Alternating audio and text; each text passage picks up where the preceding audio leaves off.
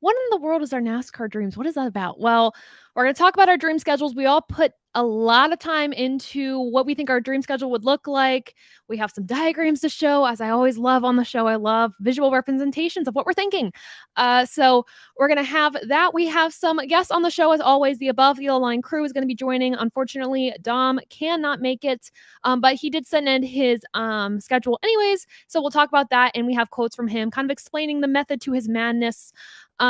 But we do have some friends joining right now. Everybody who is in the stream in the comments right now, welcome. Thank you so much for joining us. And I want to hear your input on your dream NASCAR schedules. We'll talk about some points standings as well, or points, or playoff kind of formats, if you will. We're going to pull up what you guys all said on Twitter. I actually asked you on Twitter earlier today, what is your dream points format? And I'm going to pull up some of your responses and we're going to talk through them. But yeah, let's see. Adam, buddy, are you ready? All right, I'm going to bring Adam to the stream. Mic is on. Momo. Oh, thank you so much for was that a super chat? Dude, thank you so much. Oh my gosh. Adam, what is up? Good evening, ladies and gentlemen. How are we doing this evening? Just fantastic. Right. So what have you been up to this week? What's new? Well, today was our last day of our 5-day youth sports camp. Oh, gosh. So we went 2 weeks straight, Monday through Friday, and then we have this coming week off, and we'll go for the last 3 weeks of July, right up to basically the end of summer break for the kids. And yeah, wow. So summer's going fast. Yes. Go. Good for you. Yes. I did a kids camp earlier this week, and I taught all the kiddos about NASCAR. There were two age groups. It was ages like 5 to 8, which is wild. And then it was like 9 to 12, but everyone was super invested and interested in like the sport, and it was really cool. But the whole summer, like half a summer of a kids camp for sports, that is wild. I commend you, my guy. Let's see. Yes. Well, Rob is here. His camera does not seem to be working, but maybe if I bring him in, we'll see. Well, we always have like initial technical glitches on the show, so I'm gonna bring Rob in, and we'll figure out if this is working. Rob, are you there? I'm so confused. Why is this not working? So we'll figure it out. No. So if you can just hear my voice for a while. Oh yeah, we'll figure it out though. We'll figure it out. It's totally fine. First off, again, Momo, thank you for I think it's a super chat, you guys. I think we have our first. This is our first super chat. Look at you, Momo, slaying the game. Love it. Brett, hello. Oh, it's working. Rob, you're here. Okay, there we go. What is up, guy? I am alive. He's alive. What have you been up to this week? How's it been? It's been good. Really just been working all week. Yeah. It's also 93 degrees today in Boston, and my apartment doesn't have air conditioning. So I am really feeling the heat today. Yeah, it's been bad here. I mean, I'm in Ohio. You guys know I'm from Ohio. I'm in Bowling Green. So we're right next to Toledo, basically right next to Michigan. It was like 95 here, like 93 here. Luckily, I was inside most of the day, but when I walked outside in my car, I hated my life. It was so bad. I looked down at the weather in Georgia, just like looking at next weekend, and I saw 76, and I'm like, are you kidding me? What? And it's 93 in Boston. Wait, what? Yeah. Yeah. That doesn't feel right at all. Ridiculous. Whoa. Hold the phone. No way. Oh my gosh. Hey, that means I'll probably be like in the upper 70s and low 80s. I'm okay with that. A little break from the steam bath that is South Carolina. It's all right. I have some relief tomorrow. It's only supposed to be 80 at the track I'm going to tomorrow. So yeah, so I'm going to be at Mid-Ohio next week, and I've been looking at the weather because I'm going to be covering the truck race. It's supposed to be in the 90s, but it's supposed to be like thunderstorms next week, and I'm a little concerned, but at least it's like, road course plus rain equals fun, maybe? That's the goal. I'd like to think that's the case. I don't really know. But I told everybody kind of the premise for this episode. We'll get into our dream schedules in a second, but there's a few little NASCAR news type things I wanted to discuss real quick. I wanted to quickly mention the SRX series. I know we were supposed to talk about it last week. We didn't get to it. So I guess as a whole, we'll talk about it for a few minutes, just how we think the season's gone, 2 races in. I think from my perspective, and I think Adam can talk about this too, because we kind of discussed this over text, but from race 1 to race 2, it was night and day in terms of competitiveness. I mean, they're building a narrative this season, but in terms of the actual racing we saw on the track, it was also much better. But I want to talk to you about the second race at Boston. How did we like it, Adam? That was fun. That was a lot of fun. That brought back a lot of memories from the old Busch Series days, the late 90s, when they used to go there. There used to be epic battles. Yes, I know Busch, right? But yeah, no, it really, yes, C is for Busch. But yeah, no, it was fantastic. I really enjoyed it. And we got to see 1999 era's Tony Stewart. Yes. That was the show. That was epic. Yes. Smoke coming out from underneath the car. I love that. So all in all, I think it was great. It was truly a night and day from race 1 to race 2 on the schedule. And hopefully everything continues up at Stanford this weekend. Or was it Stafford? Stafford Speedway. That's it. Stafford. Yeah. Yeah, that's the goal. That's what I would hope. Rob, have you been watching the SRX series? Yes or no? No, because race 1, I was up in Monadnock. Right. And driving back from because we rained out. And then last week I was driving back from New York. Oh, festive. What a drive. Yeah, 95 the whole way. It's fun. God. Oh, God. I hate 95. 95 to 84. Yeah, I don't like driving. Somebody who loves motorsports and hates driving. It's absolutely love driving. See, I like driving if it's like back roads, you know? I don't necessarily like it if it's highway because it just freaks me out. Mm-hmm. A week from today, or a week from right now, I will be amidst my 12-hour drive to Atlanta. Oh, gosh. Oh, yeah. You and so Dom is going to be covering that race as well, so maybe you guys will meet up. Yeah, I hope so. We have a question. James asked, is SRX finishing with 2 dirt races? Well, they're going to be finishing at I-55 Raceway, and then they'll also be finishing at Sharon Speedway in Ohio, the one the Blaney's own. So that's where they'll be finishing. Sharon is dirt, right? Yes. Mm-hmm. Okay, yes. Cool. Yeah. So they're wrapped. 4 asphalt races and then 2 dirt races to finish the season. That's a wild way to end. I feel like they should have sprinkled them in, not like put them back to back, maybe. But I'm here for it. I'm surprised they're not ending at IRP.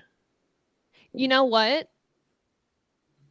That's shocking. I'm also shocked that they didn't bring Eldora back. I mean, I know it's a Tony Stewart track, but still, I don't know. I kind of think there's a fun aspect to SRX that they keep rotating the tracks. It's not like they go to the same ones every. I mean, they went to they had 1 repeat, 2 repeats this season.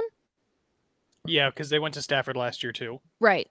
Okay. So 1 repeat, but and it makes sense for them to go to Stafford because Stafford isn't a NASCAR sanctioned track anymore. That's why the modifieds don't go there anymore. Exactly. And that's also why I have not been there this year. But so it's nice for them to have a premier racing series there because honestly, they take a lot of pride in their in-house racing, which is fantastic. And they really should because they really do have some top-notch racing, but they don't have the national stage but now for just 1 weekend. Yeah, I think it's good for 1 weekend. I'm excited. I'm curious to see where they're going to go next season. Obviously, that's a while away. But speaking of next season, I want to transfer to the silly season topics. There's a lot of dominoes that sort of fell, sort of not fell this week in a sense. I mean, first off, Junior Motorsports teased that they're going to be trying to go to Cup next season. Now, not full-time, probably for part-time races. Kelly Earnhardt kind of said, we're focused on getting our drivers signed on for 2023, getting them back into their contracts. But she was like, if we do go Cup racing, it'll be part-time. What do we think about this? What are our hopes for the future for Junior Motorsports? I'll start with Adam for this. I think this adds another true money range in silly season, especially with what is going to happen with Noah Gragson. Yeah, I really thought he was going to go to college, but now if Motorsports is teasing, should he just do another year in Xfinity and do the part-time deal with the team, and then eventually they'll go full-time supposedly in the future? That would be my possible thought, but I don't know. I don't know. I'm kind of conflicted with how I really truly feel about them going to Cup, because I get you on that. run. It takes a lot to run, and I mean we've seen a lot of success with a lot of newer teams as of the last 2 years. But I don't know. I just always felt like they're like the premier Xfinity team. They're like the Hendrick Motorsports of the Xfinity series. So kind of, I'm a little lost. I'm 50-50. I kind of like it, but I kind of don't like it. I mean, I see the risk to it because you have 4 cars that are like they could be championship cars, all 4 of them in the Xfinity series. You move to Cup, you take some focus off of that, trying to build that Cup team. Now, I think it's smart to start part-time, see what you can do, see what you can manage, then go to full-time eventually. But also, you mentioned Noah Gragson, and I think this puts him in a really awkward position for somebody who I think is actually ready to take the next step and go to Cup. I thought that last year, and I think I was even pushing it a little bit. But after this season, I think he's ready to take that step with Colleague, if anything, if they were to, field another full-time car. My only concern now is like he's going to want to stay with Junior Motorsports. That's kind of his home. That's where he's found comfort. That's where he's found the most success. And even I think just kind of a family there, and wanting like to leave that. Like, I don't know if there's a potential for Junior Motorsports to go full time. However, I do feel like this is what the sport needs. We all love Dale Jr. We all love the Earnhardts. Having them back in Cup would be great, but like I get you being 50-50 on the pros and cons. Rob, is there anything you want to add to that? As he takes a swig. Call me mid swig. I get the sponsorship. I'm kind of exactly get the sponsorship. This take is brought to you by Liquid Death. I kind of with Adam and being conflicted because like I don't know it. I think a lot of my issue is the charter system. How much I hate the charter system. I said something about this earlier this week too, so it's funny that this came up.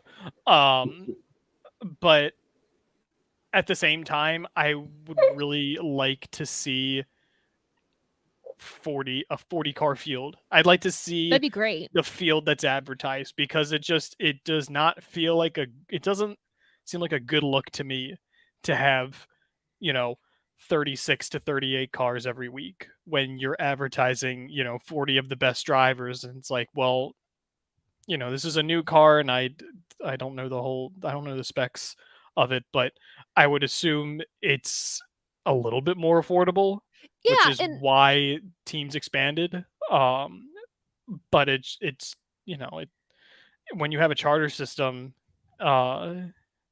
but even if that's the thing, that the charter system is pointless right now. I mean, and the thing is, like, we got a car that's more affordable for teams. Obviously, at the beginning of the season, we had that parts shortage. There was a scramble, but we're seeing a car that's benefiting drivers to show, like, it's pretty much the same for every team. You can kind of spiff it up a little bit, but it really shows that a driver is able to drive, not that the equipment's able to drive for them. I said this at the beginning of the season, but with the affordability of the car, we're seeing a lot more teams trying to kind of dip their toe in the water of the Cup Series, but they're not really able to do that because of the restraints of the charter system. My personal preference, I mean, I know this is kind of a big risk for like the bigger teams not getting in every week, but like I like just knockout qualifying. Whoever wants to qualify kind of goes. Like, I feel like it's a lot, but like I feel like it'd be kind of fun, right? 35 cars, 35 to like 36, maybe 30, maybe 36. Look, the excitement of qualifying, and you have rules as to like a lot of people didn't like the top 35 and owner points rule. I liked it. I thought it made sense. I like it. Maybe I drop it down a little bit, but what, to like top 25? Oh God, no, like not that low, but maybe. Oh my God! Whoa. Like half of Stuart Haas wouldn't be making the field. Jeez. Chase Elliott fails to qualify. Oh my God. I mean, but I know that's what they're worried about, but like, I don't know, man. 2007, Michael Waltrip, who's like a popular driver, missed like half the races. He definitely missed like more than half the races that year. He did. We can get a fact check. Yeah, you had Dale Jarrett, Dave Blaney, a lot of big name guys. AJ Allmendinger, terrible rookie. AJ Allmendinger when he was a rookie. That was just the year of Toyota and just disastrous. But I mean, that was the excitement of qualifying. It wasn't was it the charter system in 2014? I feel like it wasn't. Hold up. There was Hold I up. think the charter. When did it come about? We're looking this up, folks. there was 2016. 2014. Oh, 2016 is when it started. The NASCAR charter system began in 2016, according to NASCAR.com. Don't remember what the system was in 2014, but they had a race at Talladega where that was when they still did group qualifying at Talladega, and it was the weirdest thing on the planet. And Ricky Stenhouse in a Roush powered car missed the field. Jeff Gordon qualified like dead last in that race. I don't think he was in danger of missing, but no, it was just one of those things. I think Justin Allgaier missed that race too with Turner Scott, and they had made every race up until then. Didn't like Reed Sorensen like start in the top 10 of that race in a Tommy Baldwin car? No, maybe he did. I know he almost won the. He was really good in qualifying in the at Daytona when it rained and we had that weird. This is really bad that I can name the top four because the top four was just really, really weird. It was David Gilliland was on the pole. Reed Sorensen was second in the Tommy Baldwin car. I think Bobby Labonte was third in the Circle Sport car, and then Landon Castle was fourth in it was the 40 car. I don't remember what team it was though. Maybe it was also that was the Hillman car. Hillman. Yeah, the Hillman car. Okay, yeah. But yeah, that it just it made qualifying exciting. I get why we don't do group qualifying on super speedways anymore. Oh yeah.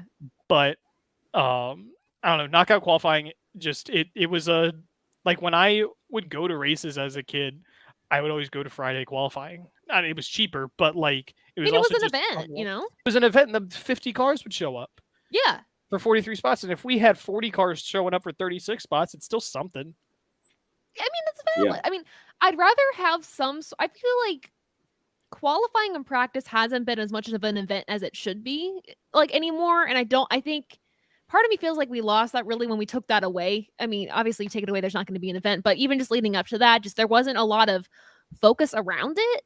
But I feel like if we brought in some sort of knockout system again, like we have like the top, for me personally, like maybe 30 guys in points, like locked in, I guess. And then everyone after that, a 40 car field, you have to race your way in for those last 10 spots. Maybe it makes some more sense to have like 32 cars locked in and then the rest race their way in. But if you brought some of that back to qualifying, I bet you if you put it on TV consistently but a lot more people would watch. I want to see what that would look like right now if we did that. And like who would be in danger of missing. Should we pull up the points? Well, I was going on Racing Reference. They only have the driver standings. I can't find the owner standings. Oh yeah, they do kind of have the driver standings. So NASCAR.com. One thing that bothers me about how their point system works, it doesn't necessarily show who exactly is at the cutoff line when you mess around with it. And maybe you can figure that out with the NASCAR.com point standings, but I have not been able to maneuver it to where it's accurate. It's easier for what we're looking at. Okay, so if we were to do this, so if we say the top 32, so 30th in points would be Brett Keselowski. Yep. In the 6. 31st would be the 16 colleague car that Hemrick, Gregson, and Allmendinger share. And then the last car locked in would be Corey LaJoie in the Spire car. And so the cars that would be in danger are the 15 for Rick Ware, the 77 for Spire, the 51 Cody Ware, the 78 BJ McLeod, the Money Team Racing 50 car, New York Racing Team. That was Biffle, right? Yeah, Biffle, the Beard Motorsports car, the 62. Villeneuve's, Villeneuve's team, and then MBM, the 2 MBM cars, 55 and 66, that like only ran one race. So it honestly, it makes sense. Like those guys, considering how they run, it is kind of how that would have worked Yeah. back in the day. You're not going to have Chase Elliott isn't going to fail to qualify. I know. He's leading the points. He can. But which also can we talk about that though for a second, because I feel like up until Nashville, I mean, we were sure, Elliott's probably going to be good in the championship because the playoffs, because he's leading in points, but up until Nashville, I don't necessarily think I was he could be your championship winner after all this. I mean, he's been steady all season, but I think just because he hasn't been flashy per se, I don't think I've thought of him as the title winner this year. He could be. Ryan Newman wasn't flashy in 2014. Well, didn't even win. But he obviously he runs well. He's leading the points. Well, yeah. His win last week was definitely aided by Toyota shooting themselves in the foot. And that timely caution, I would say. I mean, 2 times. Oh, yeah. Well, and then one timely caution that didn't happen. Yeah. Which, yeah. So it's I get it. Consistently inconsistent. I don't think it was any sort of nepotism. I think it was just. Who was it in our chat? Was Adam? Was it you that said, "Watch there be that beautiful NBC caution with less than 10 to go"? Was that you? I think that was Dom. Was that Dom? It wasn't me. So or was it Brandon? There's too many of us. It might have been Brandon. I think it was Brandon, the bot. It was Brandon. Yes. Yeah. Also, Brandon might show up later in the chat. He is. I think he's working a sporting event right now for BGSU. Maybe I don't know. You guys do sporting stuff in the summer? Yeah. I wish we did. Absolutely. Well, if we do, they don't tell me about it and they don't hire me to cover it. If I'm wrong about that, I'm going to be devastated. Maybe he's actually doing something for a TV station. I don't actually know. Brandon's a busy guy. We'll just leave it at that. But I think now, what else did I want to talk about? I don't know. We'll talk about the rest later. I feel like it's time to get to our dream schedules. We'll also get to our dream point standings. I'll include your guys' Twitter comments. But let's get to this beautiful presentation sponsored by Design. So our NASCAR dream schedules, that's what this whole thing was about this week with our NASCAR dreams. We took some time, really thought about this. I pulled up a calendar, kind of checked and compared the timing, whatever. But I feel like it's only fair because Dom is not here. He will not be here tonight. Unfortunately, he has been stuck at an airport all day trying to get home. So best of luck to you, Dom. Hopefully at this point you are on a plane ready to go home. Godspeed, my guy. We're going to go over his dream schedule first. Now, he has some comments, as Dom does. So we need to explain some things here. So first off, he goes, NASCAR needs to go back to what got them fans. Okay, great grammar, Dom. That just copied and pasted what he said. Before we do this, can I make a request? Make a request. When you read this, can you yell the capital, everything that's in all caps? Yes. Okay, sure. That's all I wanted. I'm gonna have to stand back from my mic though. Oh, yeah, of course. Oh god, I don't want to do that. Seems offensive. Maybe I will. I'll do it a little bit. Okay, then I won't. NASCAR needs to go back to what got them fans. And that's tradition. I centralize my schedule based on the traditions of the sport and shorten the season so that it gives teams and drivers time to rejuvenate and race even better. Valid. Okay, so then this is where we get into the schedule. So I'll kind of go back and forth with this. But he goes, let's start with Daytona Speed Weeks. Yes, the Clash begins Saturday night at Daytona with the Daytona 500 pole qualifying Sunday afternoon. The duels are Thursday afternoon, and the Daytona 500 is Sunday afternoon or whatever. See, the bottom of my screen's cut off. You guys can't see that. I can. But just you can read the screen. You guys got this. Second part of the comments, Rockingham is resurrected and is the second race of the season, which is where it was for many years. Very much a traditionalist.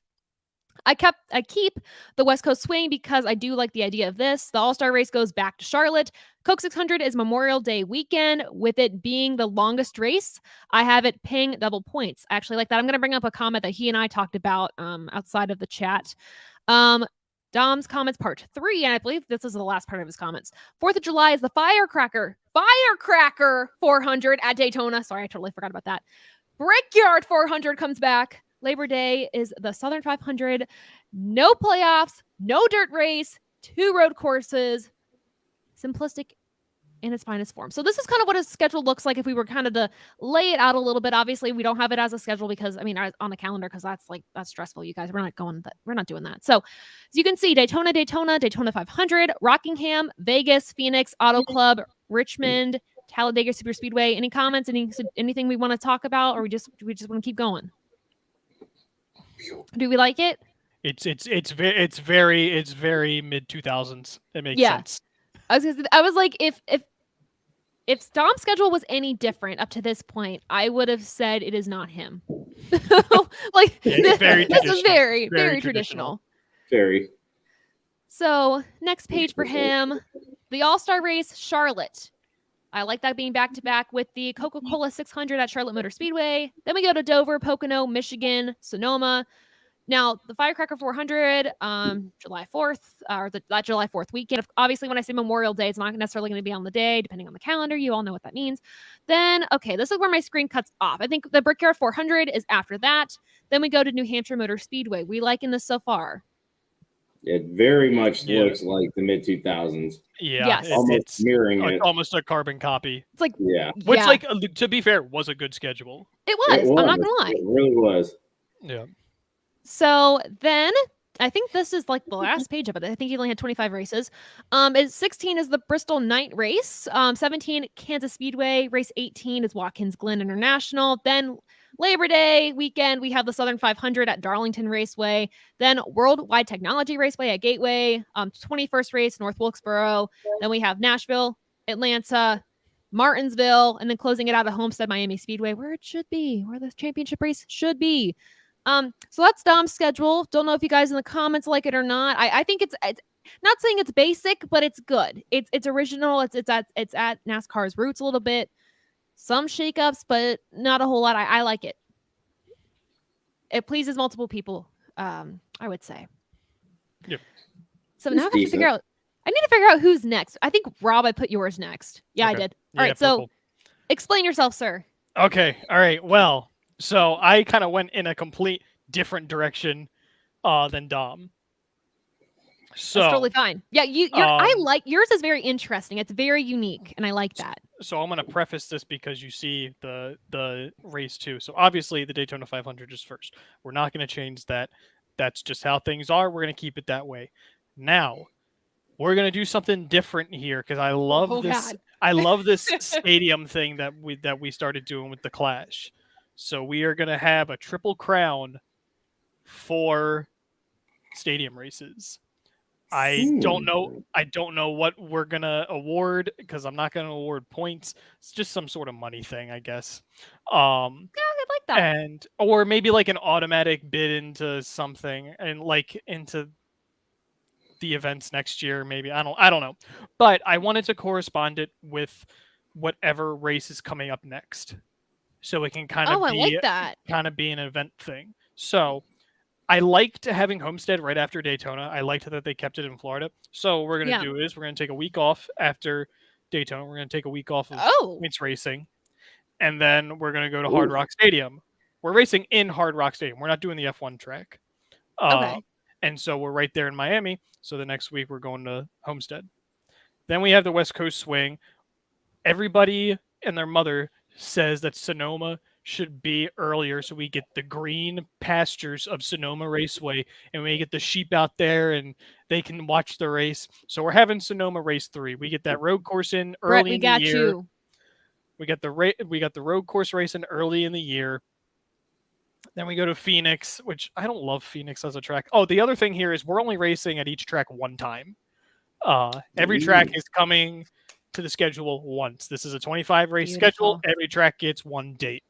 So Phoenix, Las Vegas, it's kind of standard West Coast Swing. Then we go to Bristol. Bristol is on the concrete. We're not dumping dirt on it. We do not have dirt races anymore. We don't do that here. I am all for new stuff. Dirt racing is the one thing that I cannot get on board of. I don't know why. I just don't like it. And question for you. Yes. So you said you're on board with new stuff. What if there was a street course? How would you feel about that? I had a street course initially here. Okay. And I'll get to that in a minute. Okay.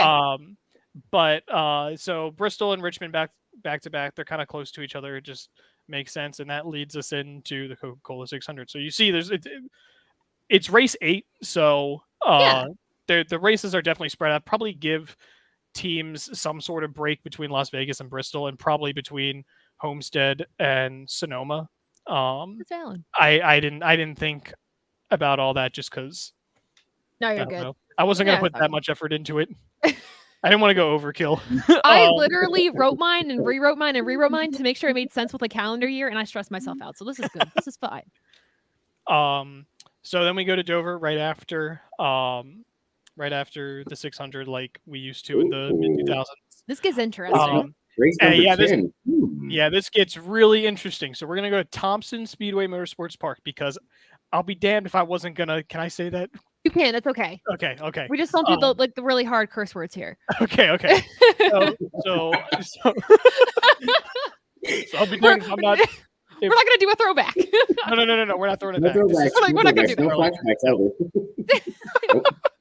that. So I had to put in another New England track because I like that. because I live in New England and I wanted a track closer to us.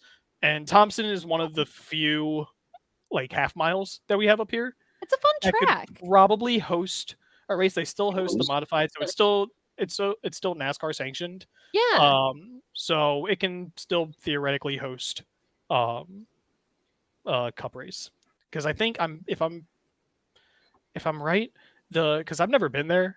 I might go there later this year, but you should give us a report. Yeah, Tell us how it is. I have one of my clients that's racing there, and I might just go with the mods too. Yeah. And anyway, yeah. So I'm pretty sure the garage is like outside of the track. It's not in the infield. Oh wow! Because there is a road course. There's a road course with it too. So it feels like the track in New England that's the most hospitable. It's honestly That's wild. Oh my gosh. You looking at it? Yeah, they do everything. Pretty much. The production company that I work with, the guy who owns that used to be the race director. I think he was the race director at Thompson. He was high up in Thompson, so he's been able to I've been able to pick his brain about stuff. But anyway, yeah. So we're gonna be in New England for a hot minute. We're gonna go to Thompson. We're gonna go to New Hampshire. Then we're gonna go to Nashville. I don't love that I have Nashville Super Speedway on here, but I felt like we needed to. Oh wait, why? I don't love the racing there. I didn't love Saturday. It felt like Saturday because it was a night race. I didn't love Sunday's race. Benefit of the doubt, it was broken up with some weather. I didn't like last year's either, though. I really didn't like last year's. Dude. But yeah, that's just harsh. But I still think we need a race in Nashville because Nashville's a hopping city. I think they really like having NASCAR there, so had to go there. Road America is still gonna be the 4th of July weekend race. Oh man, you're gonna upset a lot of people by saying that. What? Okay. Well, it was my rule. It was my rule because one visit to each track, and I wanted so bad to be like, all right, Daytona's the one exception, and I almost did it, but I still wanted Road America on the schedule. I respect that. Didn't really fall anywhere else, and I was like, all right, fine. This is going to be an unpopular opinion, and I don't even know if I agree with it. But that's okay. I respect you that you went with just one track each time. You didn't drink the Kool-Aid of double dipping Daytona, so I respect it. No, and then Tyler Reddick said he loves Road America for 4th of July, so that was kind of validation. I was like, okay, there we go. I trust his judgment. So after that, we are still going to stay in the Midwest, and we are gonna go to Soldier Field where we raced, I think, one time. What? Yeah, they raced at Soldier Field one time. I do not remember the year. Yep. Long time ago. Long time ago in a galaxy far, far away. Nice. Oh my gosh, yeah. Yeah, so they raced it. So I think it would be a neat return to Soldier Field. So that's where the All-Star race is going to be. Again, every stadium race is an invitational because that's essentially what the All-Star race is at this point. But it's heat. So the feature is going to theoretically be the All-Star race. Did you get okay, I got you. Okay. Yeah, so it's basically going to be the same format as the Clash. Okay. For each of these. So after that, since we're in Chicago, we're going to go to Chicagoland. The only reason I didn't put the Chicago streets on there is because I was like, the logistics. I got a little too rational, but I was like, shutting down streets to have a street course race and it's also just not shutting down around Soldier Field to do a race. I was like, that's too chaotic, and I want to do this race at Soldier Field. And I have a feeling that Chicagoland would put on good racing with this new car. Judging by what we saw at Kansas, and the two tracks are fairly similar. I'd be interested to see, because Chicagoland, there's no real straightaway. The backstretch kind of curves. Yeah. And I'm thinking back to like 2014, and I feel like we could get those vibes back from Chicagoland. So I was kind of backed into a corner, but I like this decision to keep Chicagoland and put it back on the schedule. I like it too. And so we're going to stay in the Midwest again. We're going to go back to Kansas. You got to have Kansas. It's a really weird track that you got to keep, but it just felt weird to take Kansas out of the schedule. All right. So these are the last races before the playoffs. So we're going back. We're going back.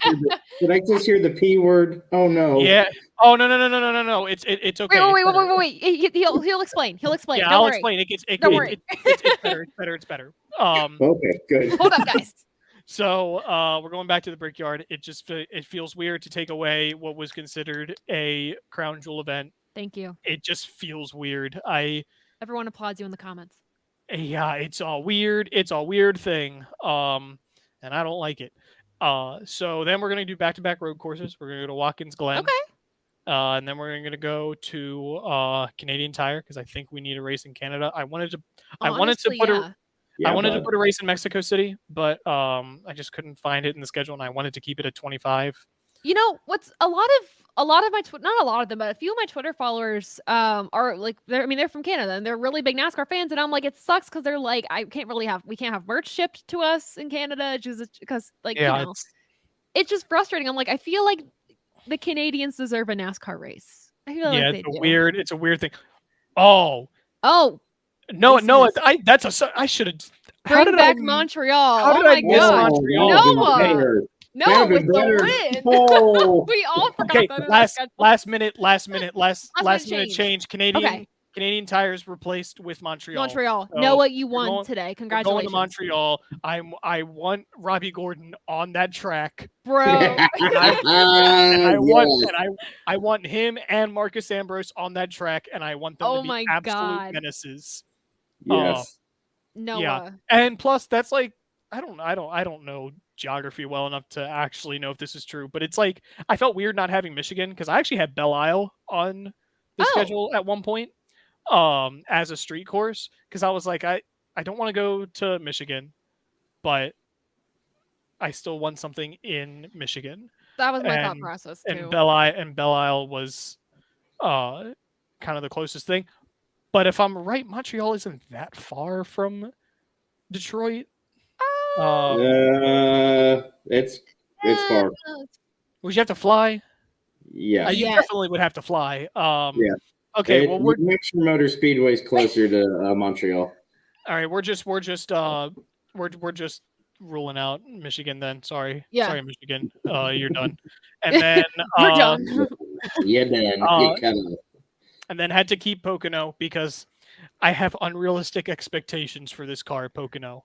I don't know why, and I really hope I'm right because I love Pocono as a track. It just has a very classy look. The front stretch with the spires, it looks like a horse racing track, and it has that kind of pageantry to it. I honestly kind of wish Pocono was a crown jewel race, because it's a funky track. It has the track and the setting itself has that kind of character. Yeah. And actually Pocono was, if I wasn't going to go to the track we're going to see next, I was thinking about going to Pocono, and honestly that probably would have made more sense logistically. It's always next year. Always next year. When's Pocono? Could I actually go? I might not be able to go because of a race either. Let's look at the schedule. End of July. Pocono. Ooh, wow, we've gone through a lot of races. Yeah. Oh, I'm hearing my echo. Oh my goodness.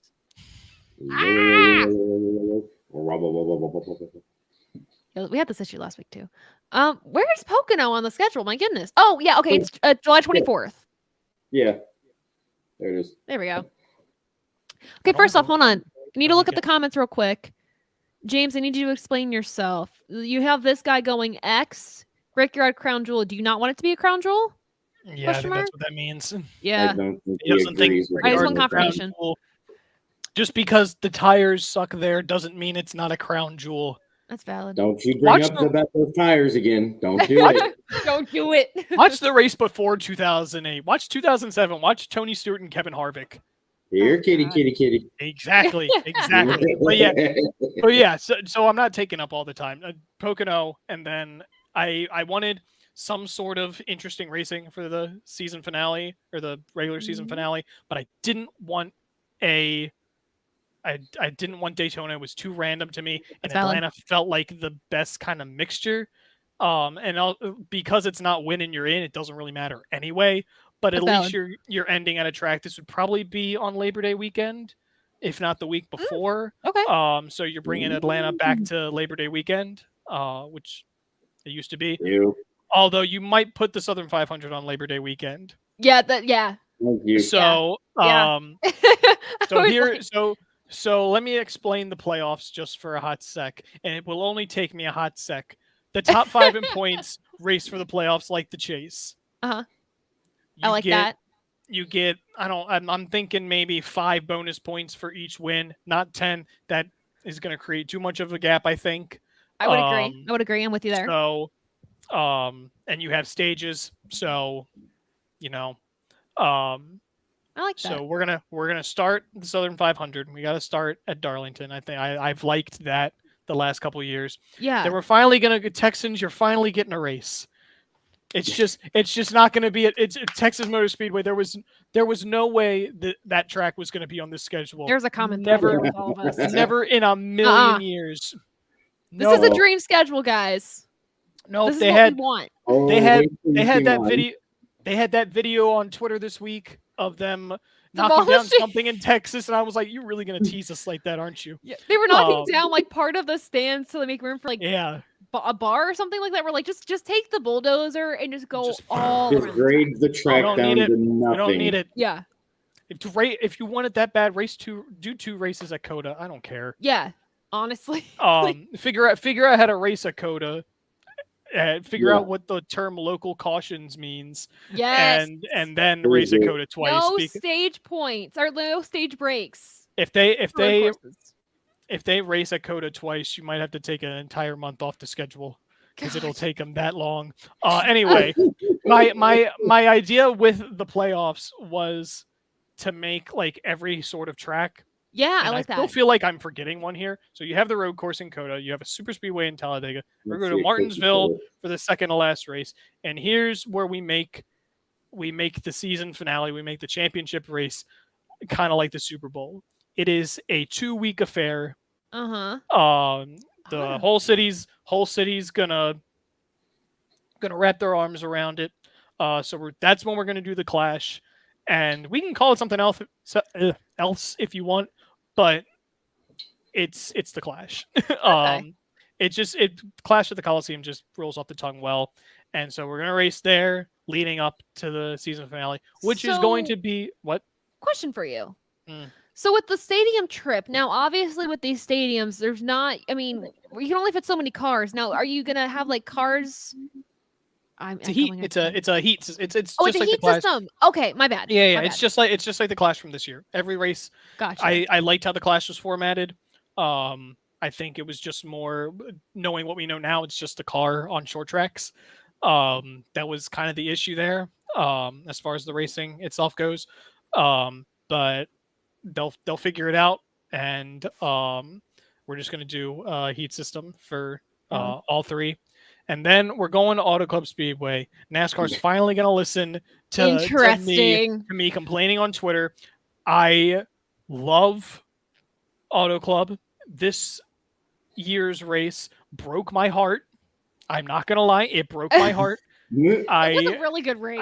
It was such a good I had a very tough time not being like, this race was horrible because Daniel Suarez lost and Kyle Larson won. It was so close. It was very much a like all that for a Larson win, and honestly the sting of it is probably a little bit healed now just because Suarez has won. But yeah, we really do love Daniel Suarez on this show. On this outlet, this show. This outlet. Danny, we have drivers that we stand here, and they are Daniel Suarez, Ryan Blaney.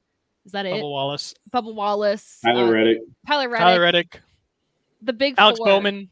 We like Alex Bowman too. All the fun guys. We love. Oh God, Allmendinger. Yes. All the fun dudes. Oh, absolutely. Yeah, we like the fun guys here. Allmendinger is the father figure. Yes. Yes. He really is the father figure of our group. If we put Allmendinger in, we have to put Justin Haley in, which I honestly would put Justin Haley in anyway. I like Justin. Honestly, yeah. Yeah, but yeah, that's my schedule. Also, we're doing stage. This doesn't really matter that much, but we're still doing stages, but we're not doing stage cautions. And in the last race at Auto Club, stage points do count towards the championship. None of this. I never understood why they don't award stage points to the championship for. It just seemed weird to me. I'm like, no, that's you want to put a little extra strategy in this. It's like all of a sudden. It's like all of a sudden the last race of the season they realize that stage points is like throw really everything gimmicky. Out the window. Yeah, it's like they're finally like, maybe this is a little too gimmicky. Maybe we should take this away from one race for 4 people. And it's like, make a decision. Just do the whole thing, you know. Anyway, I'm not taking up any more of your time. That is my schedule, and I'm sticking to it. All right, so I'm gonna go into my schedule. I gotta figure out this echo, you guys. I'm so sorry. Okay, so I have some stipulations with mine. So the dream would be to have the races from like June to July be like Saturday nights if they can get that primetime spot like a NASCAR summer, like market it that way. Like I think that'd be a really good marketing strategy. I was thinking about that too. So the tracks on my schedule that would be with this idea have like a little carrot next to the race number, so you know. The season would go from like March to October. By Texas Motor Speedway, we don't need you. I'm sorry, Texans, but we don't. That was a stipulation here. Playoff format, chase for the cup via 2004, 2006, like that kind of vibe where we had like 10 drivers going at it. At most 4 off weekends that I have them marked in the schedule. I would like more, but just the way this worked out, you know. Let's see, most race lengths should be less than 350 miles, just me, but besides Crown Jewels. And I say most because I feel like some races deserve a little bit more time. And then finally, Kentucky Speedway. Here is where I'm going to change some things because I honestly didn't know what track to put for this. Somebody mentioned in my Twitter comments like a few weeks ago that maybe they could turn Kentucky Speedway into a dirt track, like specifically a dirt track. If NASCAR, like a mile and a half dirt track, like that's an endurance so like race. it's a stretch. That's interesting. So this is why, because like I can dream it and like see and like it could probably fail, but like they part can of me make is it on iRacing. They could. Part of me is like just to try it. If, you know, a what if scenario. So that's gonna be my one in the schedule where you guys are like, what the crap were you thinking, Taylor? And I think the same thing. You know, I don't know, because I didn't think what track did you have in your schedule, Rob, where I was like, oh my God, how did I forget? Was it Road America? Yeah. Yeah. So Casey. Yeah. See, Casey, I know what I did. I understand.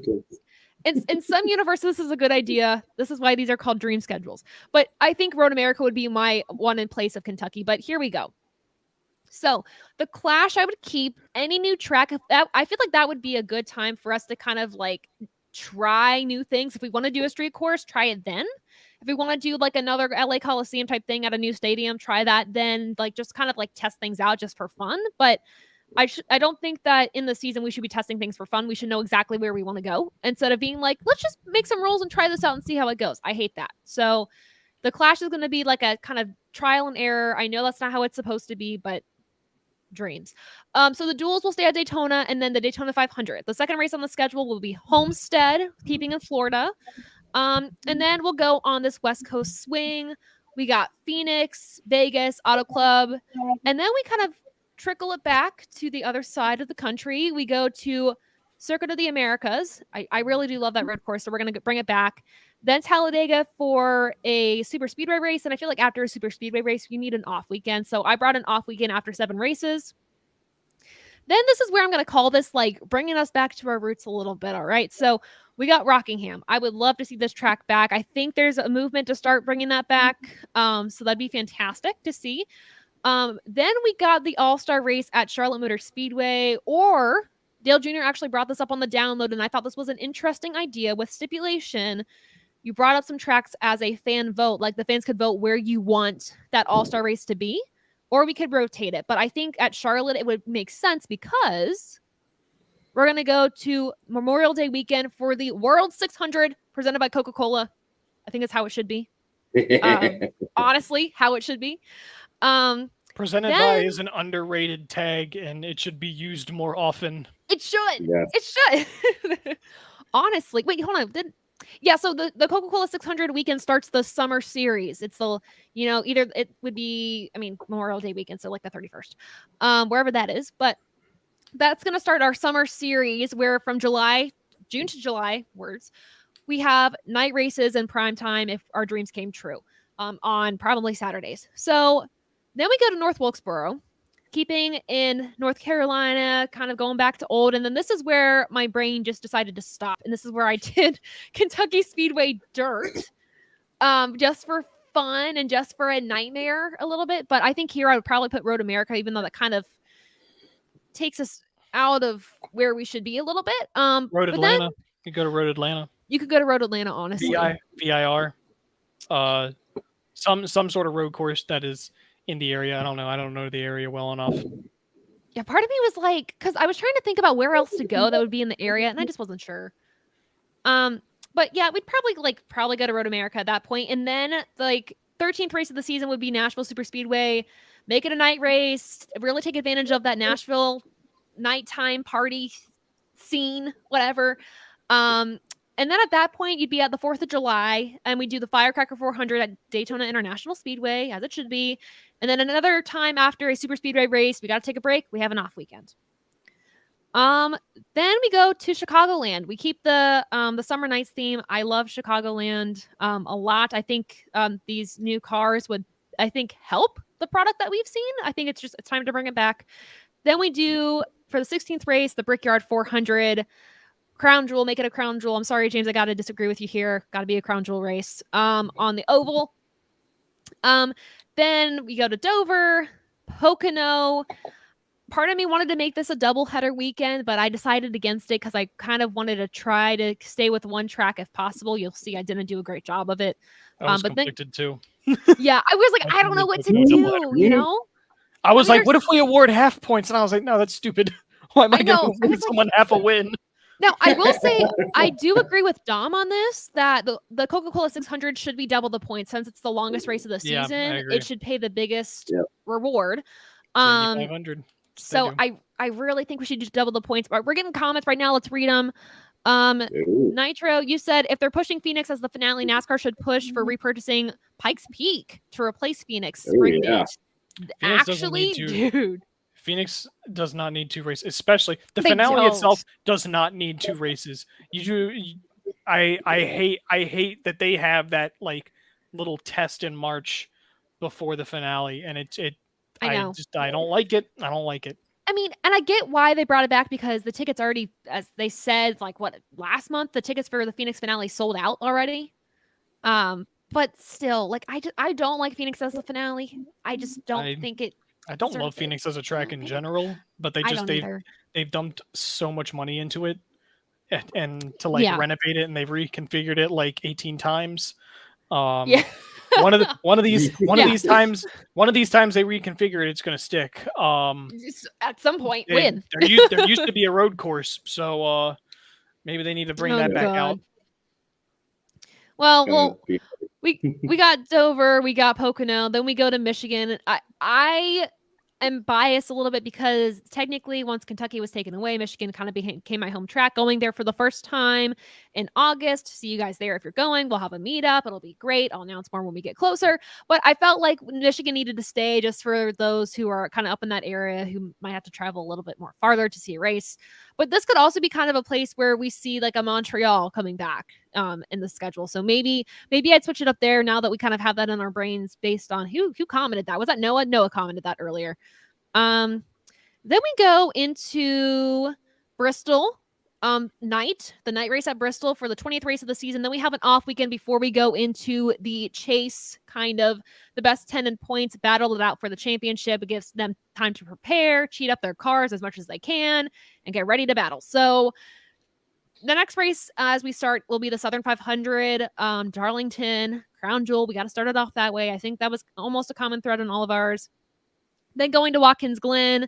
And I kind of did what you did, Rob, is kind of a different, like a different style track for each race. Because if you're going to do like this chase format, you got to see who's the best of the best at every track. So have one of each in there a little bit. So, Watkins Glen, classic, like mile and a half, Kansas. Then Atlanta. I will say I love the Atlanta race. I loved the Atlanta race. I did say that right. Earlier this season. Though it's more like I added this in there kind of now that it's more super speedway-ish. I added it in there. Part of me wishes I would have had a second date just because, I mean, it's a classic track, but I put it in at the end. Then Martinsville before we go into the championship race because I just love that. Just the tension going into it being like, guys, this is my big like points thing. I got to make it work. Obviously, there's not an elimination thing I'm doing with this. But Martinsville in the championship race, as it should be at Homestead Miami Speedway, or rotate it though. And I will say I was a big fan of this a while ago. I still am, but if we're rotated to a really crappy track, like I'm not for it. So I guess the safer bet is Homestead. In the chat, let's see. Eldora is an option for an all-star race. That'd be interesting. Make an all-star race. I don't know if Tony Stewart would give that up. Tony Stewart would not. He absolutely would not. But let's see. Casey, I absolutely mentioned Michigan. Have to do it. Auto Rockin' Racing 94. I love that name. You said double points is what it is. Not crazy about it when IndyCar does it despite only being the 500. F1 tried it once and wasn't allowed to. Dom! Yay! Oh, hey! There he is. The Eagle has landed. I repeat. The Eagle has landed. Buddy! Round of applause for Dom Joseph here, guys. Round of applause for the pilot. Yes. We are the ones clapping when the plane lands. we are those guys. I'm glad you made it, Dom. We shared your schedule earlier in the stream, so if you can go back and see it. Hopefully, I did your schedule justice. If not, sorry, you can explain yourself next time. But yeah, so there was that. Let's see, what other comments do we have? Nitro, you said IndyCar makes sense considering the field is expanded and is the longest race of the season. F1 not so much because most of the races lumped together nowadays and there's no breakaway races. That's to the comment of doubling the points, yay or nay. Kylita, welcome to the chat. Glad you are here. Let's see. We're talking about Eagles in the chat as well. Aw, love y'all. Hope you had a good show. Thanks, Tom. We all love you too. Aw, big hearts. Big hearts. We love that. All right. I think we still have one more schedule we got to get to. And Adam, that is yours. Oh boy. So you have some rules though, buddy. You had some stipulations. Here we go. do share, please. The field expands. Oh boy. I'm gonna have a lot of people hating me in the comments on this one. All right. Here we go. Top 40 fastest in qualifying. Owners points provisionals for the final two spots, which are 38 and 40 if necessary. You get 40 cars that show up. We're going to see them all race. For points, we're reverting back to the OG chase. Playoff rules and qualifications, meaning if you get a race and you are outside of the top 10 in points, not going to happen. You are not eligible. The cutoff race will be, spoiler alert, I'm not going to say it. I mean, if you can read it, great. I'm not going to say it out loud until we get to the schedule. Yes. Very interesting. Now with that cutoff race, there's kind of another in-season stipulation. There's going to be a road course cup, so a points race within a points race. So you kind of did what Rob did a little bit. Kind of. Yeah. It's within the regular season. IndyCar used to do that. IndyCar used to have an oval and road course championship, and I really liked it. It was the Mario Andretti Trophy and the AJ Foyt Trophy, and that was my exact thinking. Yeah. Yeah. I was going to name it something. I was going to name it like, okay, maybe it could be like the Tony Stewart Cup or the Jeff Gordon Cup because they were great road course races. I would go with the Jeff Gordon Cup. I don't know if I want to do that because it seems like they just retired and having a championship named after them would really make them feel ancient. And I'm not comfortable. Who else was good at road courses? Them. Is that it? The Boris said Cup. I know he still races sometimes. Yes. But who said? Exactly. Who said? Boris said. Yes. Wow. Said heads unite. All right. Well. Heads unite. I got my wig somewhere. I'll dust off the cobwebs. So with the road courses, it's still going on with my theme. The spoiler: there might be some road courses added to my schedule. Oh. The field will be expanded to 44 eligible spots. Dang, boy. Okay. We just gonna bring these everybody. Are gonna be. I'm not against it though for the road courses. I like it. No, I definitely like it. Bring up, come one, come all. Dang, all right. Another thing, no more of these gimmicky races. A race is a race, and it should be awarded said points. No more all-star race. No more clash. Wow. I'm dropping the hammer. Dropped folks. a bombshell right there. Dropping the hammer. Wow. And then for my hammers in the Northeast, I'm going to gift you a double header at New Hampshire Motor Speedway. Yes. You won Rob's heart. Yes. And for my Mid-Atlanticers or Mid-Atlantic folks or whatever you want to be called, you guys are getting the double back for Pocono. I feel like it deserves to come back. I'm literally both. Thank you. What a win. Big win. A win big for wins. Rob is a win for all. We can go to the Poconos again. All right, now these big wins, though, are going to be big losses for a couple states, though. I will warn you, I will receive heat. Let's get into it. Let's go. Pretty standard. We're going to start off with the duels, go straight to the Daytona 500, which will start traditionally mid-February, right around Valentine's Day. Then we're going to go do our West Coast swing. However, we only have 2 races on our West Coast swing. All right. Wow. Okay. Alienating an audience. I see. We are going to alienate the odds makers in Vegas, apparently, at the beginning of the year. All right. We're going to swing down to old Alabama. We're going to go hit the road course down in Alabama at Barber Motorsports Park. Barber is a low-key sleeping. It's a sleeper track. It legit has some really great IndyCar races. So I think it would transfer over to NASCAR. What the heck, might as well. Okay. Not opposed. Concrete Bristol. Yes. That's the only way it should be, as God intended. Yep. Then we're going to continue with our little Mid-South sweep. We're going to go up to Martinsville, race for some clocks. Do you have Richmond on your schedule? We're going to take it on back to Nashville. That'd be enough. We all left it off. Telling. Nashville? Nashville, yes. We're going to go get our guitars. And we're going to head over to Dover. So still doing the Mid-Atlantic. All right. No Richmond. No Richmond. Sorry. Richmond. That's okay. Now, I will say this. I won't add it to my schedule, but a cool idea, since you kind of started this idea, Taylor. Throw dirt onto Richmond. Okay. You know what? Richmond needs a little bit of a facelift, I will say, in terms of entertainment. It is not. What is the name for the fastest short track? It's not. Is that what it's called, kind of? Or at least they have around the. Something about excitement? It's like something like that. Most exciting short track. Racing excitement or something like that. Yeah, it's not. It does not roll off the tongue well. No.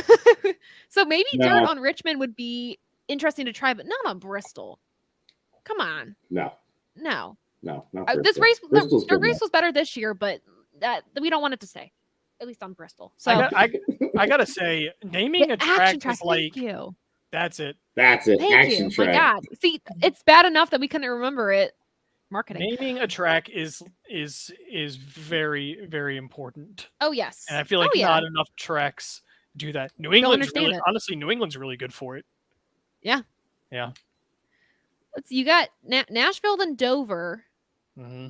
What else you got? Nashville, Dover. Then we're heading off to Talladega, followed by Darlington. I think it plays Darlington at Mother's Day weekend. Is that right? Yeah, that would be I think it then. tracks. Yeah. I think it's back to traditional. You can go ahead.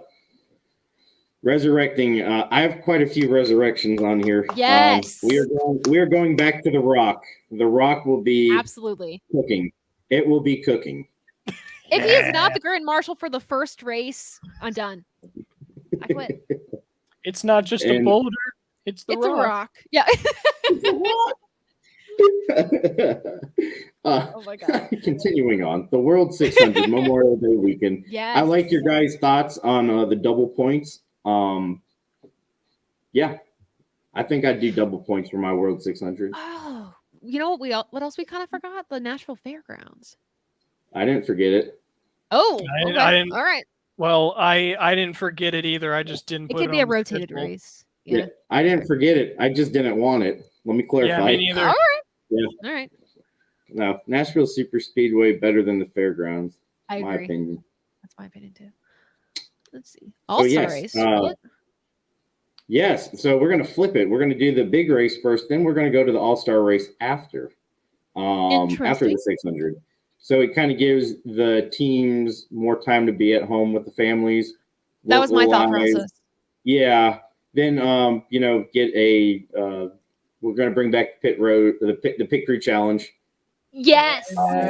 It's going to be more organized and not confusing like it was this year and the last year and for the last 10 years, honestly. Oh, God. Yeah. We're going to make it more organized.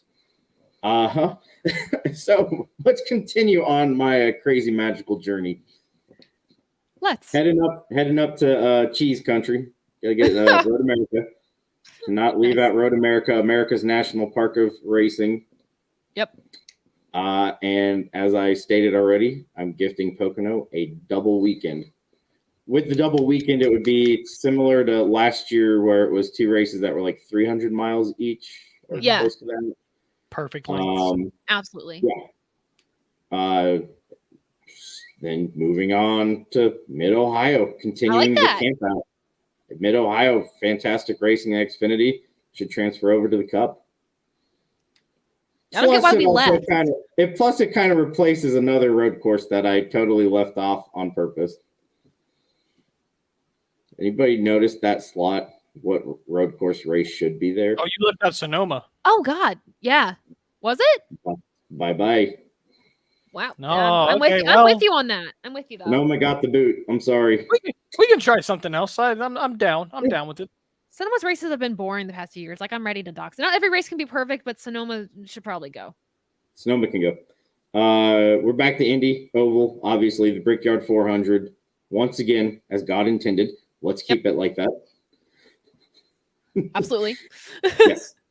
Firecracker 400, 4th of July weekend. Absolutely. And we're heading back up to the Northeast because why not? It's beautiful up there this time of year.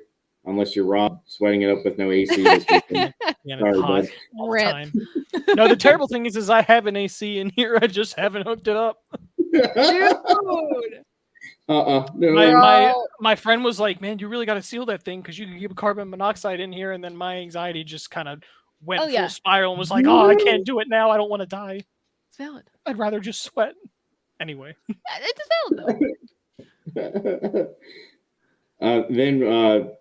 Continuing with our New England trip, New Hampshire for the double on the weekend. Now, with the race distance though, this is where I'm a little.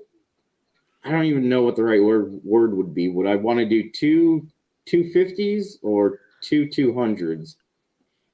Because it's a 300-mile race traditionally, but you don't want to have two of those back to back. No. I think two 200s, because those 300-milers, even though they're only 300 miles, they still feel like they're really long. I mean, and my thing is, like, for fans that are going to the track, I think if they get tickets, it should be like you get one ticket for both races. That's how it should be, because you wouldn't want to go to a race that's only 200 miles. No, that would suck. So is that what they did for Pocono? Honestly, it's a great question. I have no idea. You guys in the comments know if at Pocono you guys got one ticket for both races when they did the doubleheader, or was you had to get them separately? Let me know in the comments. Also, if you guys have your dream schedules, put them in the comments too. Adam, you ready for the next page? Well, let's keep rolling. Keep it rolling. Yes. Our in-season finale before the chase, Virginia International. I'm excited about this track. Virginia, what a track. Picturesque, big, really big, and there's like a bazillion different configurations you can race this track on. You can have it, I think, as long as like 4 miles, maybe, and you can have it as short as like 2. So there's a lot of variables you can do with this track. And a lot of Cup teams have used this track in the past as a testing ground for setting up their road course cars. So I think it would be interesting to see. Oh, yeah. Isn't that the track where Greg Keselowski like demolished his ankle? That was, I think, Road Atlanta. I think that was Road Atlanta. Right. Yeah. Okay. So yeah, that'll be we're going to end the regular season at a road course. Interesting. All right. I'm down. A little tricky. Yeah. So like I said earlier about the chase, top 10, best 10 points, make the chase. Points reset when you're in the chase. And love it. Yes. Good luck to you. There's no gimmicks. The wins get you, I think 5 or 10 points each. Forget what the actual chase one was, but there it is. There's your schedule. We're going back to Chicagoland to kick it off. Then we head down to Bristol for the Bristol night race. Out to the plains to Kansas. Carnage will ensue at Talladega. Darlington is still the Labor Day race. I like that. Still is the Labor Day race. So my chase begins in the summertime, and it ends by the end of September. Interesting. I really wanted it to end by Labor Day, but I wanted to have 28 races. Oh yeah.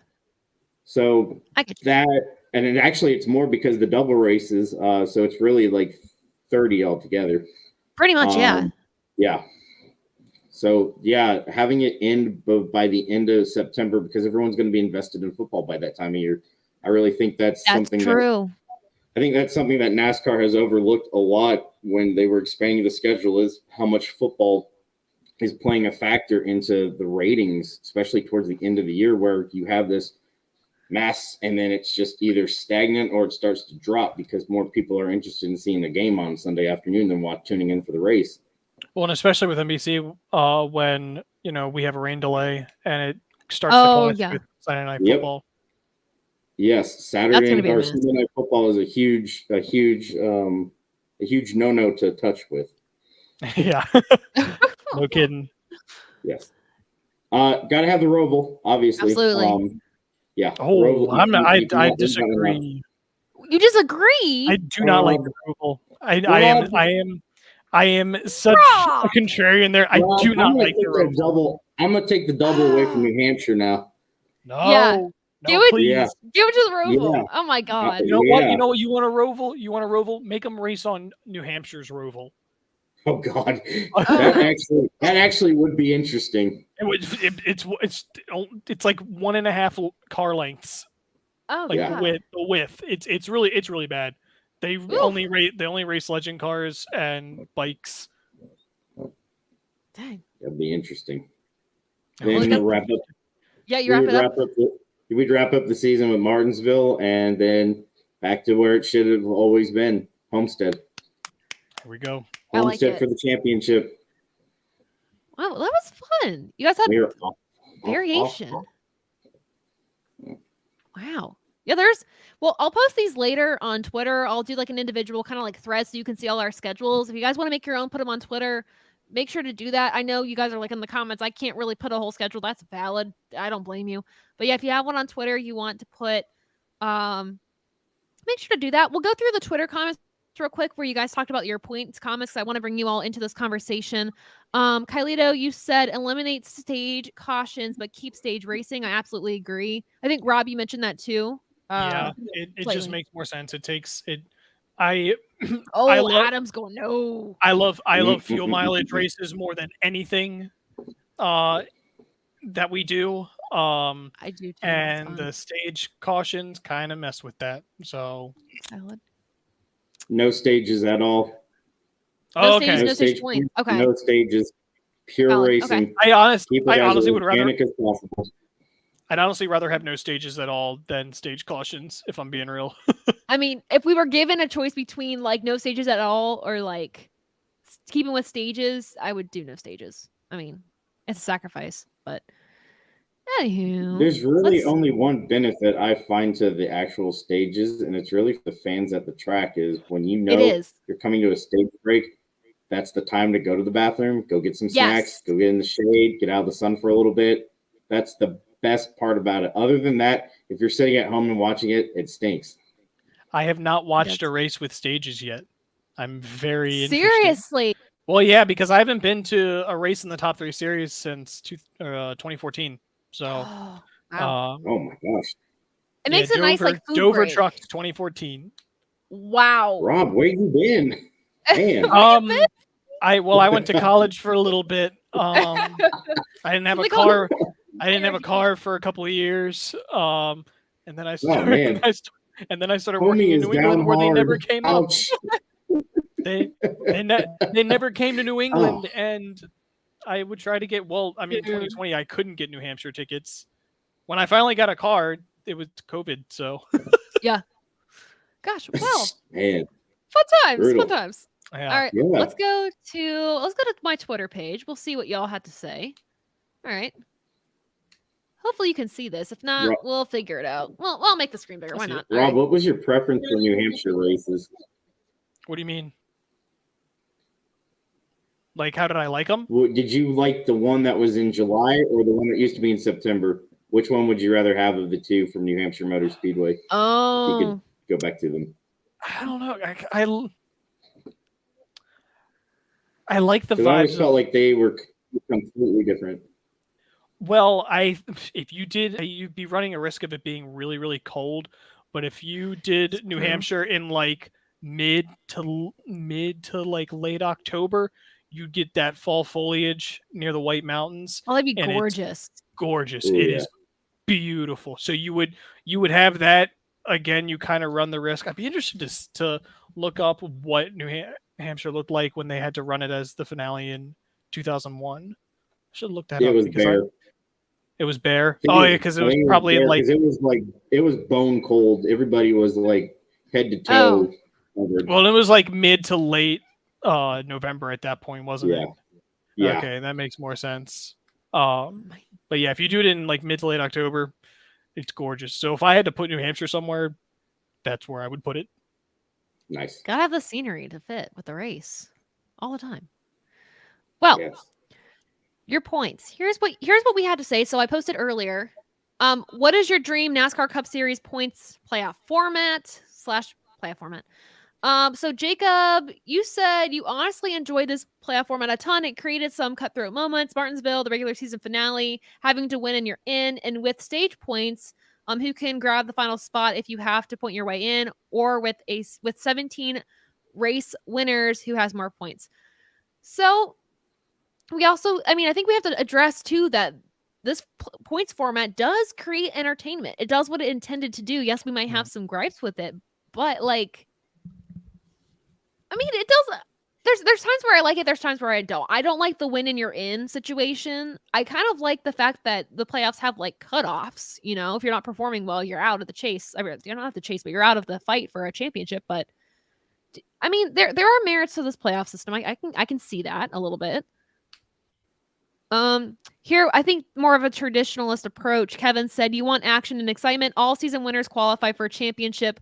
Points reset for for the final race, bro. Okay, it's a free-for-all final race. Rotates every. No. That's like the Daytona 500. We're just flipping the switch on this one. I don't know about that, Kevin. Ben, we actually have a race car driver commenting on this too. Ben said full season points, F1 style points, where you don't have just 1 point per position throughout the field. So maybe like a 10-point gap between first and second and third, then a 15-point gap between third and fourth, and then so on. Plus bonus points for the top 10 at each quarter of the race, and bonus points for leading a lap, most laps led, fastest lap. I actually do you guys like that? I like having F1 style points. I think it works. I love the fact that you have to fight to score points in Formula One. Yeah. I really, really like that part of it. In addition to what he said, I think you should get points for winning the pole. You should. I do not understand why they don't have points incentives for qualifying. I've never understood it. Anytime I've done like a fantasy schedule or like a fantasy point system, I've always had the pole get points. It just makes sense to me. It does. I mean, it's a good incentive, especially for teams to go all out. So I think that'd be a good thing to have. Yeah, I would agree. I feel like some teams don't put a whole lot of, not like they don't put a lot of effort into qualifying, but you're so focused on the race. You're like, all right, like what does it matter? I mean, it matters to be good every time you're at the track. I do feel like it's a really good incentive. Try to scroll through more of your comments here. I don't know, just full season. Some of you said just full season points. Some of you guys are agreeing that you like this points format that we have now. Obviously, I think the moral of the story is you're not going to please every NASCAR fan. You can't do that. That's impossible. Like, we don't live in a world where you can please everybody like ever. So, I don't know. And I think it's nice for like let's be honest. If I was like a Corey LaJoie fan, or if I was a Cole Custer fan or someone like that, by the end of the season, you're kind of defeated. You're kind of checked out. But if you won, at Daytona or something, or Atlanta or whatever, you still have hope. You've got something, and like, I don't know, it probably means a lot to Michael McDowell fans to have a playoff hat that says travel stops and Michael McDowell. Actually, I kind of want one of those. Now that I think about it, and he's doing really well this season too. He could be a potential winner this weekend. But honestly, that's a good point. I forget the. Yeah, him and Chris Buescher, because Chris Buescher too. Chris Buescher too. Chris Buescher's kind of like on one of those verges where like any given year he could maybe point his way in. And I think this weekend he has a better shot. According to Bob Podcrass, RFK Racing appealed the penalty for the wheel coming off of the number 17, which I don't know how you appeal that, but okay. So Scott Graves and crew members will be available to work this weekend, which gives him a better shot to win. Maybe that was the strategy, knowing how well he did at Sonoma, I think. Yeah. Maybe that was the ploy. I don't know. I'm trying to think of how he ran when he would go there in the Xfinity series. I don't remember, but I can't tell you. I mean, his first Xfinity win was on a road course. That's true. Mid-Ohio. Yeah. I was going to say, I think it's Mid-Ohio, right? Yeah, Mid-Ohio. But yeah. Yeah. Well, I feel like we should close it out for the night. I did want to say, first off, shout out to Alan Bestwick for answering my Twitter question, asking him what his coffee order is from Starbucks. Venti iced coffee, he said all year, no matter the temperature outside. So thank you, Alan Bestwick, for answering that. I appreciated that. Starbucks for life. But yeah, that'll do it for this Friday night live stream from us here at the Above the Yellow Line crew, the Toby Christie Com YouTube channel. I did want to announce, we did announce the winners of the giveaway. We gave away all these really cool prizes. Above the Yellow Line Toby Christie Com t-shirts, a die cast. I have the winners here, I believe. We're hoping to get all of these gifts out to you all as soon as possible. So if you know that you've won one of these, or if you know a friend that won one of these prizes, make sure to contact them so they know to get back to us about their contact information, address, so we can send these all out as soon as possible. So again, congrats to the winners. We're going to get these out as soon as we possibly can. Let's see what else. Oh, we do have a question before we go. Have you guys talked about the Larson Xfinity car being a Gen 6 modified chassis? We have not talked about that. Is that true? I actually didn't know that. Maybe that's true. It is true. I didn't know that either. Wow. Okay. Is that legal? It actually is, and I actually read up a little bit about what Hendrick was doing. They have all these leftover chassis. They have all the leftover chassis of the old car, and you can, yeah, thanks, Blake. They can basically modify it into an Xfinity car that's completely legal. So they figured, why not? Yeah. Yeah, I mean, if you've got that makes more sense. He's been resurrected. Here we come. Well, he won the pole. He won the pole. Yeah, he won the pole today too. Yeah. I mean, I guess it does make sense, honestly. It makes more sense that Hendrick revived their team rather than them keeping Junior Motorsports. Yeah. Them continuing to drive with Junior Motorsports. The only thing on that car that is a Junior Motorsports part, from what I heard, was I think it's the body was hung by JRM, but everything else, the components and everything inside is Hendrick. That would make more sense because they wouldn't have the body. They don't have that. The leftovers. But if they have a leftover chassis, like, yeah, why not use it? Gosh. So they got plenty. Who had Noah and Blake, big wins tonight in the chat. Yeah. Mentioning things that we didn't even think of. So thank you guys, as always, for being in the chat every Friday night. I will say next week, I do not think that I will be able to do a live stream. If so, it will be Thursday night. So make sure you follow our social media pages at _TaylorKitchen_ on Twitter for most of our updates, and then Above the Yellow Line on YouTube and Instagram. But if we decide on a stream next week, like I said, I'll be in Mid-Ohio covering the truck race next week. I know there's nothing really on Thursday technically, but just, a day to prepare. But for updates from us, make sure you follow those social media pages. Obviously, follow Toby Christie Com on all social media platforms, especially YouTube. You're watching the live stream on the channel right now. If you're not subscribed, subscribe, guys. Come on, subscribe. And then the social media pages of the lovely gentleman with me tonight. Adam, what is your social media user? Everybody can give me a follow on either Twitter or Instagram at alucas9166. We're going exclusive. Absolutely. Rob. Twitter or Instagram at onbrand with 2 N's. Very fancy, very fancy. Make sure to give them a follow. Like I said, Toby Christie Com. Make sure you follow us on them on all social media platforms. Also visit tobychristie.com for more motorsports content. Also, we're on all Spotify platforms. So if you can't watch me visually, every Tuesday around 4 p.m. Eastern time, just giving my NASCAR spiel, listen. You can listen on Spotify, Audible, Anchor, wherever you get your podcast, you guys. And of course, we want to be able to do the show without the support of our lovely sponsors, Zyloware and Haymaker Coffee. Make sure to give them support. We love the Haymaker Coffee. But guys, that does it for this episode of Above the Yellow Line, the live stream. Thank you so much for joining us on a Friday evening, and have a good weekend. Bye, guys.